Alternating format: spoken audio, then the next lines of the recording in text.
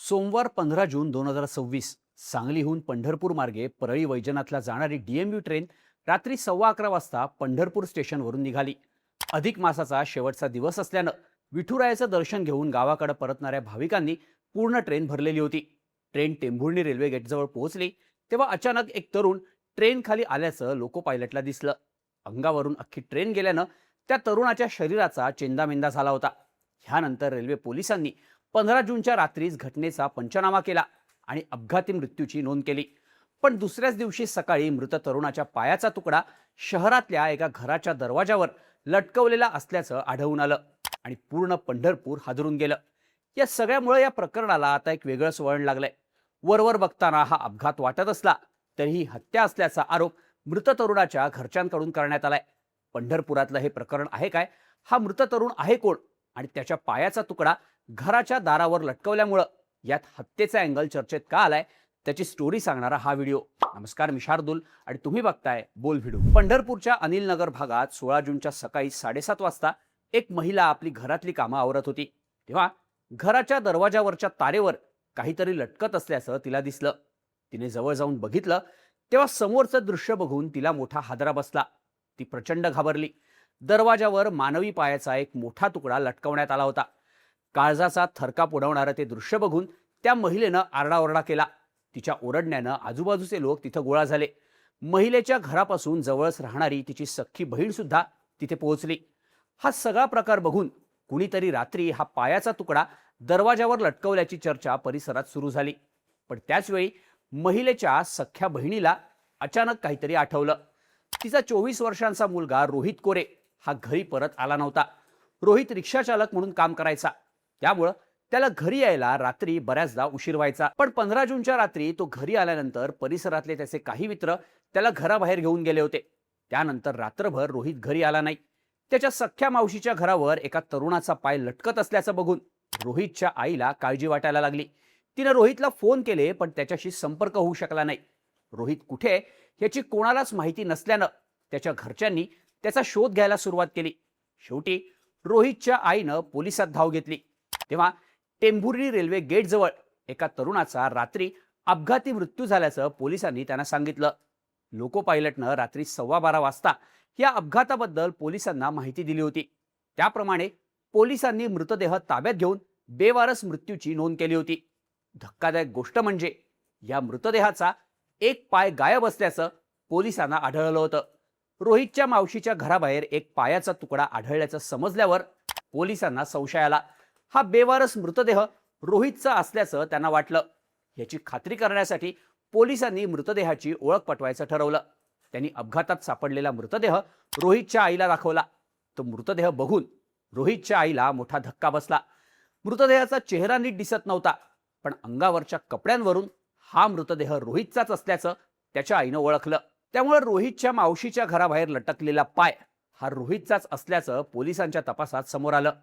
पण जर रोहितचा अपघात झाला होता तर मग त्याचा एक पाय त्याच्या मावशीच्या घरापर्यंत कसा पोहोचला, ह्या प्रश्नामुळे या प्रकरणाचं गूढ वाढलं.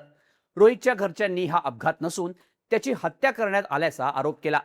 पण रेल्वे पोलिसांनी त्यांना 15 जूनच्या रात्री घडलेला सगळा घटनाक्रम सांगितला. लोको पायलटनं रेल्वे पोलिसांना वायरलेसवरून मृत्यूची माहिती दिली होती. त्यानंतर पंढरपूर रेल्वे पोलिसांच्या स्टेशन डायरीमध्ये त्याची नोंद करण्यात आल्याचं पोलिसांनी सांगितलं. पहाटे 4:30 पर्यंत पोलिसांनी बेवारस मृत्यूची नोंद करत पंचनामा केला होता. या सगळ्या घटनाक्रमाचे रेल्वे पोलिसांकडे लिखित पुरावे होते, ज्यावरून हा प्रकार स्वतःला संपवण्याचाच असल्याचं दिसत होतं. पोलिसांनीही तशीच नोंद केली होती.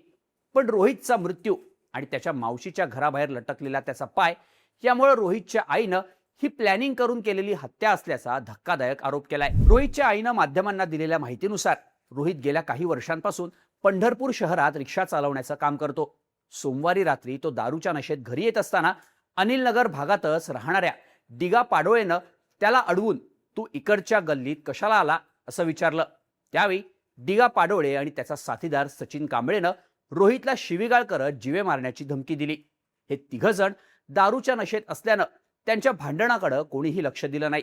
पण या भांडणाचा राग दिगा पाडोळे आणि सचिन कांबळेच्या डोक्यात होता. रोहित रात्री घरी आल्यानंतर हे दोघंही त्याच्या घरी आले आणि त्याला कुठल्या तरी कारणानं बाहेर घेऊन गेले. पण जायच्या आधी रोहितनं डिगा आणि सचिन सोबत वाद झाल्याचं त्याच्या आईला सांगितलं होतं. रोहितच्या घरच्यांनी केलेल्या आरोपांनुसार डिगा आणि सचिननं रोहितला गोडगोड बोलून रेल्वे रुळाच्या दिशेनं नेलं आणि तिथं त्याला दोरीनं बांधून रुळावर फेकून देण्यात आलं. मग रोहितच्या हत्येचा आरोप त्याच्या मावशीवर यावा आणि त्यांच्या कुटुंबात वाद व्हावेत म्हणून रोहितचा तुटलेला पाय त्याच्या मावशीच्या घरावर लटकवण्यात आला. रोहितच्या मावशीनं माध्यमांशी बोलताना हे सुद्धा सांगितलं की सोमवारी रात्री 8:30 वाजता डिगा पाडोळे आणि सचिन कांबळेनं रोहितला मारहाण सुद्धा केली होती. 2 महिन्यांआधी सुद्धा त्यांनी रोहितला अशाच पद्धतीनं मारहाण करून जीवे मारण्याची धमकी दिली होती. त्यामुळं रोहित कोरेची हत्या डिगा पाडोळे आणि सचिन कांबळेनंच केल्याचे आरोप त्याच्या घरच्यांनी केलेत. या आरोपांनंतर पोलिसांनी अनिलनगर परिसरातले सगळे सीसीटीव्ही फुटेज आणि रोहितचे कॉल डिटेल्स चेक केले.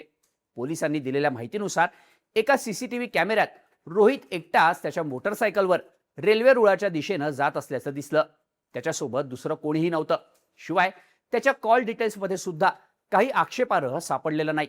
त्यामुळं पोलिसांच्या मते रोहितचा मृत्यू ही हत्या नसून तो स्वतःला संपवण्याचाच प्रकार आहे. पण त्यानं स्वतःला का संपवलं आणि त्याच्या मावशीच्या घराच्या दारावर पायाचा तुकडा कुठून आला याचं उत्तर मात्र अजूनही पोलिसांना सापडलेलं नाही.